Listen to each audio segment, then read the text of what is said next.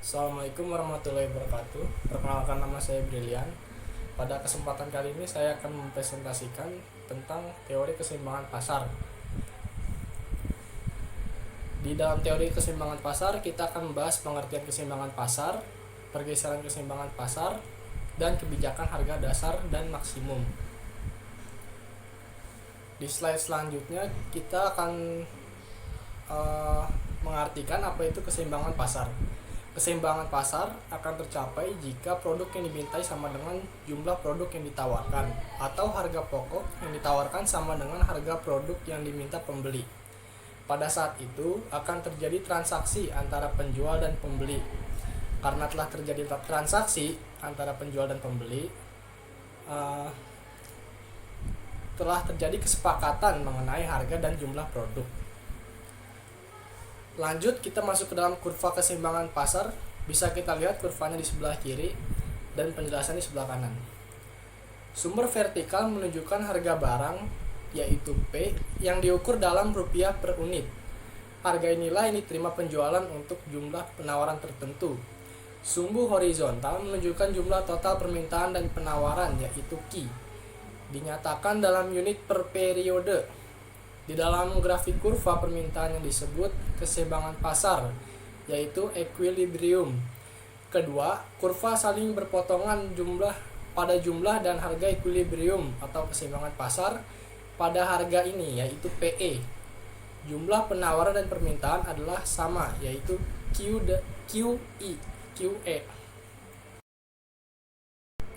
Saya Bella Nadika ingin menjelaskan tentang mekanisme pasar. Mekanisme pasar itu sendiri adalah kecenderungan pasar bebas untuk perubahan harga sampai pasar menjadi seimbang, yaitu sampai jumlah penawaran dan permintaan sama. Untuk memahami mengapa pasar cenderung mengarah ke keseimbangan, misalnya pada awal harga berada di atas tingkat keseimbangan pasar atau P1 dalam gambar 3.1, maka produsen akan berusaha memproduksi dan menjual barang lebih daripada kesediaan konsumen untuk membeli. Akibatnya akan terjadi surplus yang bertambah. Produsen akan mulai menurunkan harga. Akhirnya harga turun, jumlah permintaan akan naik dan jumlah penawaran akan turun sampai harga equilibrium PE tercapai. Selanjutnya, pergeseran keseimbangan pasar.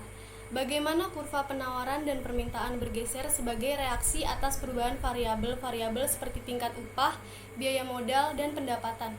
Kita juga telah melihat bagaimana mekanisme pasar mengakibatkan suatu keseimbangan di mana jumlah penawaran sama dengan jumlah permintaan. Sekarang kita akan melihat bagaimana keseimbangan berubah sebagai akibat dan pergeseran dalam kurva penawaran dan kurva permintaan.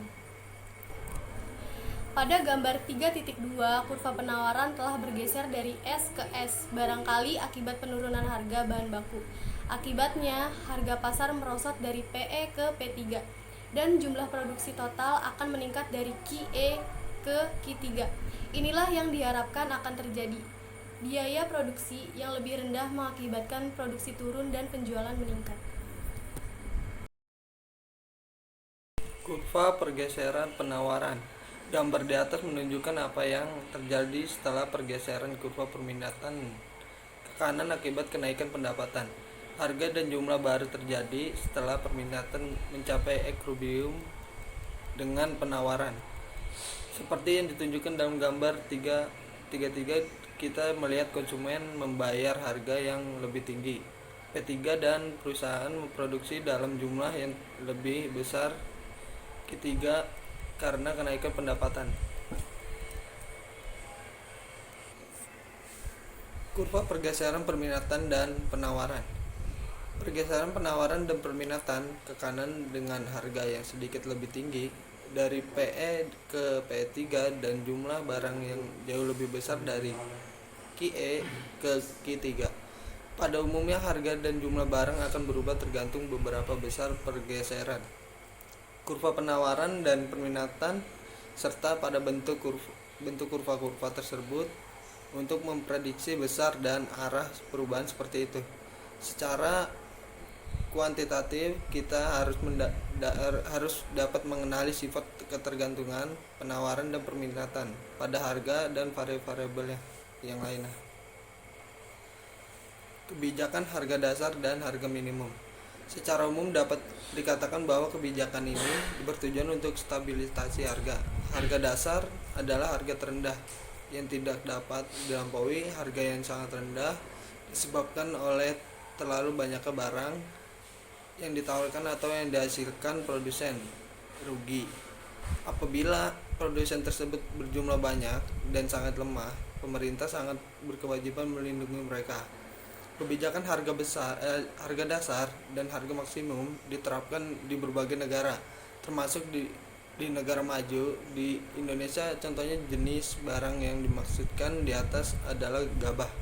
Kebijakan ini disebarluaskan kepada masyarakat dan dilaksanakan oleh Badan Usaha Logistik Bulog pada tingkat pusat oleh Depot Logistik atau Dulog pada tingkat provinsi serta oleh Subdulog pada tingkat kabupaten.